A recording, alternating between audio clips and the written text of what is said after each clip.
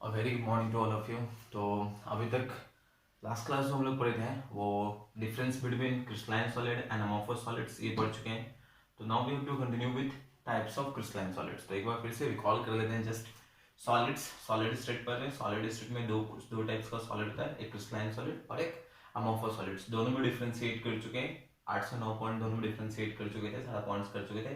दो यहाँ पे इंपॉर्टेंट क्वेश्चन था। एक क्वेश्चन था why crystalline solids are known are called as anisotropic in nature, वो एक इंपॉर्टेंट क्वेश्चन था 2 मार्क्स का, उसको डिस्कस कर चुके हैं। एंड एक इंपॉर्टेंट क्वेश्चन यहाँ पे था why glass is considered as super cooled liquids और why it is called as pseudo solids, तो वो कर चुके हैं।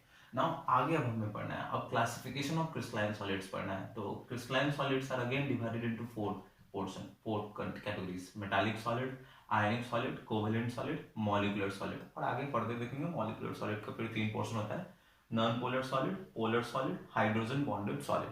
तो इसको फिर से वापस ड्रॉ कर लेंगे। And now we will study, ये पढ़ चुके हैं सॉलिड्स के बेसिक प्रॉपर्टीज पढ़ चुके हैं, क्रिस्टलाइन सॉलिड पढ़ चुके हैं, अमॉर्फस सॉलिड्स। नाउ अब हम एक एक करके पढ़ेंगे फर्स्ट वन। तो first crystalline solid is of divided into 4 category: metallic solid, ionic solid, covalent solid, molecular solid. तो फर्स्ट जो इसमें है that one is metallic solid. तो मेटालिक सॉलिड जरा देखते हैं। तो first one is metallic solid. Okay, तो फर्स्ट वन इज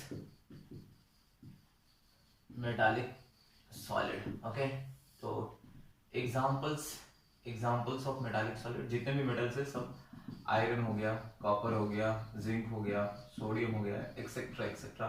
ठीक है, s block and all the s block metals, all the d block metals और पी ब्लॉक में भी कुछ मेटल्स प्रेजेंट होते हैं, all the metals are metallic solid.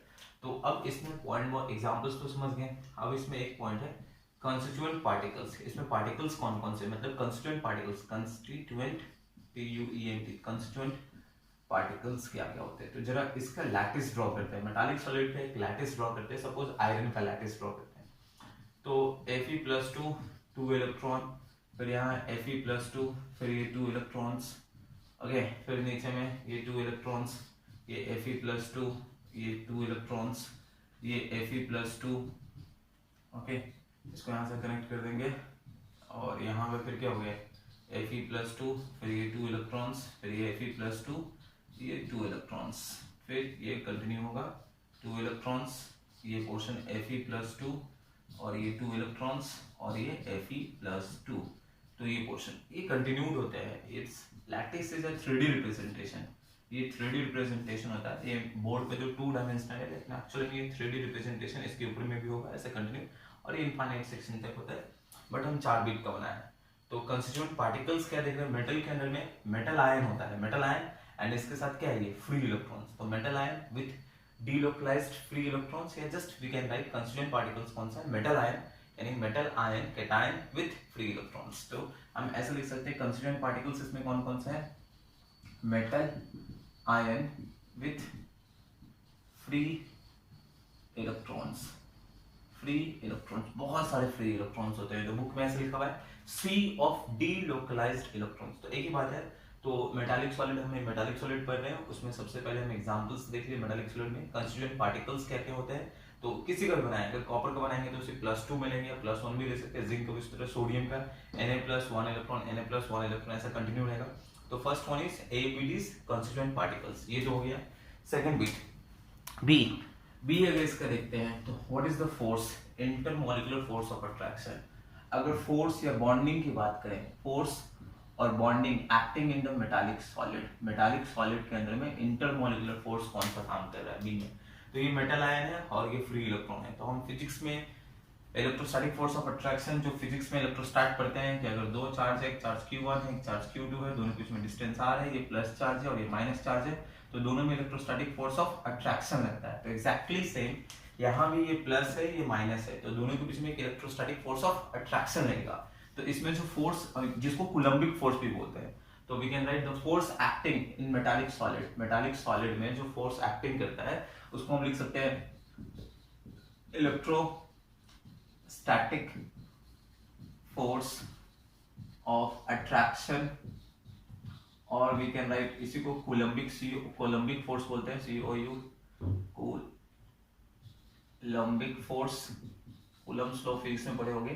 या it is also known as metallic bonding, इसको मेटालिक बॉन्डिंग भी बोलते हैं, मेटालिक बॉन्डिंग। तो this is the force acting.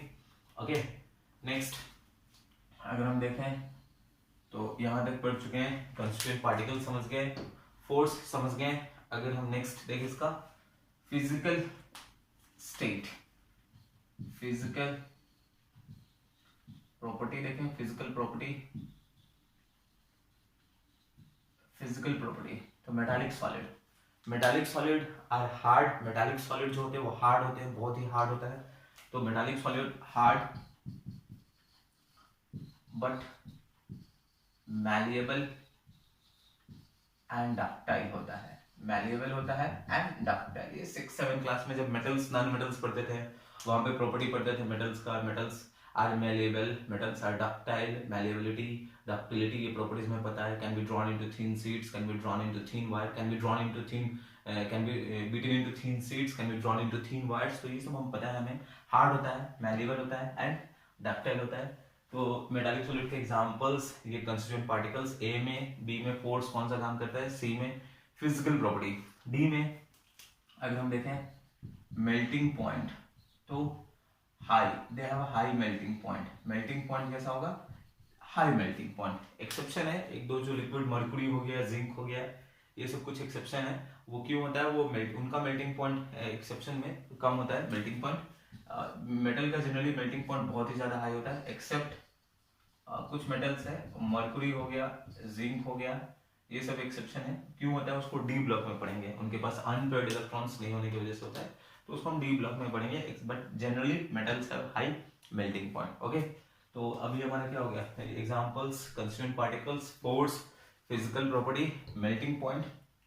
Next one is electrical conductivity, ई इलेक्ट्रिकल कंडक्टिविटी, इलेक्ट्रिकल कंडक्टिविटी। तो metals are very good conductor of heat and electrical conductivity पर है। तो metals are very good conductors, वो बहुत ही अच्छे कंडक्टर होते हैं in solid state as well as in molten state. Metals can conduct, यहाँ पे लिख लेना, metals can conduct electricity in solid state as well as in liquid states. Metals can conduct electricity in solid state as well as in liquid state. Okay, तो ये metallic bond solid में हमारा क्या क्या हो चुका है, ये हमारा मेटालिक सॉलिड। एग्जांपल्स देखें, ये कंस्टिट्यूएंट पार्टिकल्स में metal ion with free electrons, force जो काम करता है that force is electric plus minus के बीच में जो फोर्स काम करता है, इलेक्ट्रोस्टैटिक फोर्स ऑफ अट्रैक्शन या कूलम्बिक फोर्स या मेटालिक बॉन्डिंग बोल सकते हैं।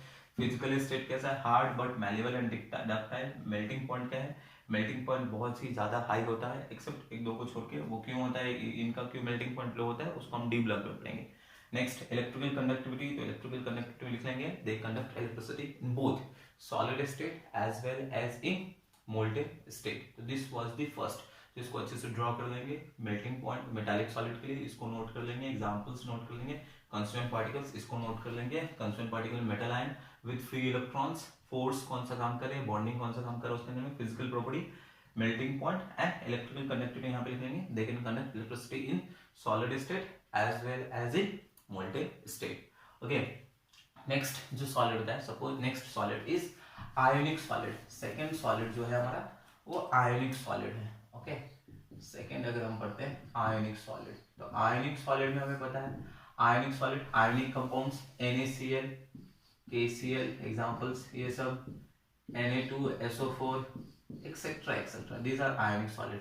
Constituent particles same ionic solid में, सपोज मैं NaCl ले लूंगा, तो NaCl कंस्टिट्यूएंट पार्टिकल्स उसमें क्या होगा, Na+, Cl-, Na+, Cl-, फिर यहाँ पे Cl-, फिर यहाँ पे Na+, फिर यहाँ पे Cl-, फिर यहाँ पे Na+, ऐसे 4 बिट का बना देता हूँ। यहाँ पे Na+, ये पोर्शन Cl-, ये Na+, ये पोर्शन Cl-। ओके, नेक्स्ट यहाँ पे Cl-, ये पोर्शन Na+, ये पोर्शन Cl-, यहाँ पे Na+, ऐसे चलता रहेगा।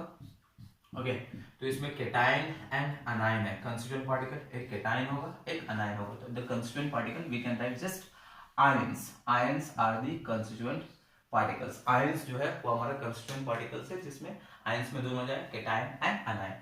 अच्छा फोर्स की बात करें, अगेन प्लस एंड माइनस है फोर्स या बॉन्डिंग, तो प्लस एंड माइनस में जो फोर्स काम करता है वही इलेक्ट्रोस्टैटिक फोर्स ऑफ अट्रैक्शन और कूलम्बिक फोर्स। बट यहाँ पे मेटालिक बॉन्डिंग नहीं लिखना है, ये नहीं लिखना है। Okay, electrostatic force of attraction और coulombic force. Okay, next physical state का बात करेंगे। Hard but brittle, hard but brittle, BRITTLE, brittle means what, hard तो होता है बट अगर उसको बहुत ज्यादा फोर्स अप्लाई करेंगे तो वो टूट जाएगा। ओके, नमक होता है, नमक घर पे जो NaCl होता है वो तो हमें पूरा छोटे छोटे पार्टिकल्स में मिलता है, लेकिन जब उसको जहाँ पे मैन्युफैक्चर होता है, जहाँ पे नमक को जब समुद्र से निकाला जाता है, उसका जो ढेर होता है, ढेर एक स्टोन, अगर उसको बहुत ज्यादा कंप्रेस करेंगे तो वो बिखर जाएगा, टूट जाएगा। तो फिजिकल स्टेट क्या है, hard but brittle. Melting point, melting point normally high होता है, मेल्टिंग पॉइंट्स मेटल, ये जो अब वो डिपेंड करता है अगेन इनके बीच में बॉन्डिंग टू बॉन्डिंग डिपेंड करता है इलेक्ट्रोस्टैटिक फोर्स ऑफ अट्रैक्शन कितना ज्यादा है, but melting point generally they have a high melting point. Okay, electrical conductivity, अब यहाँ पे देखना है आयनिक सॉलिड्स जो होते हैं, इसके लिए एक पॉइंट है आयनिक सॉलिड्स, आयनिक कंपाउंड अगर हम देखें यहाँ पे आयनिक कंपाउंड, तो इसका दो पॉइंट है, दे can conduct electricity, they conduct electricity only in solid state, sorry, they do not conduct electricity in solid state। solid state में ionic compounds does not conduct electricity, क्योंकि solid state में उसके ions fixed हैं, अपने position पे क्या होते हैं, fixed होते हैं। और हमें पता है कि अगर करंट को पास होना है तो आयंस का या इलेक्ट्रॉन्स का मोबिलिटी होना चाहिए, मोशन होना चाहिए। तो in this solid state ions are fixed to their mean position, इसलिए in solid state ionic compound does not conduct electricity but they will conduct electricity in liquid state. अब liquid state में लाने का दो तरीका है, या तो इसको बहुत हीट कर देंगे, बहुत हीट करके मोल्टेन फॉर्म में ले आएंगे तो लिक्विड स्टेट आ जाएगा, मोल्टेन NaCl ऐसे करके, ये हम NaCl लेते हैं, NaCl सॉलिड है, solid does not conduct electricity, या फिर बहुत सारा वाटर डाल देंगे तो ये बन जाएगा एक्वस NaCl। तो they will not conduct electricity in solid state but they conduct electricity in liquid state। अब liquid state में ले जाने का आयनिक कंपाउंड का दो तरीका है, या तो हम बहुत सारा उसको हीट करके उसको पूरा मेल्ट कर देंगे तो मोल्टेन NaCl आ जाएगा, या बहुत सारा वाटर डाल के उसको हम एक्वस NaCl बना देंगे तो they will conduct electricity। तो this is second ionic solid examples, this is the constituent particles, constituent particles में ions होते हैं, force bonding, electrostatic force of attraction और coulombic force, physical state hard but brittle, melting point, they have a high melting point, generally they have high melting point, electrical conductivity does not conduct electricity in solid state but conduct electricity in liquid state, and liquid state में molten या फिर aqueous हो सकता है। Okay, तो एक question यहाँ पे इंपॉर्टेंट क्वेश्चन होता है, why ionic solid does not conduct electricity in solid state, तो उसमें आंसर ये है कि ionic solid does not conduct electricity in solid state because in solid state the ions are fixed to their mean position.